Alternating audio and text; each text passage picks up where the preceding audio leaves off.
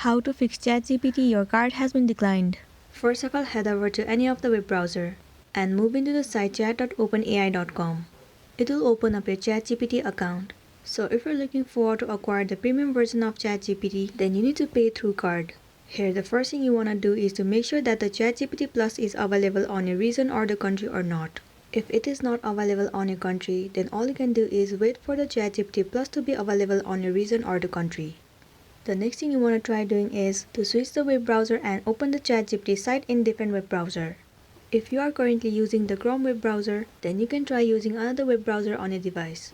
But if this thing doesn't work for you, then in the next step what you can try doing is head over to your Gmail. Tap on Compose. Right here you need to enter this email address, support@openai.com. In the section of subject, you need to write card being declined. And at the end right here, you need to write the issue that you have been facing on ChatGPT. If you don't know what to write, then you can simply copy and paste the thing that I have just written. Once it is done, you can simply tap on send button at the top. Now after a while, ChatGPT support will definitely come up with some solution for you and you'll be good to go. So that's it, and I hope this video is going to be helpful for you. Thank you for staying with us till the end.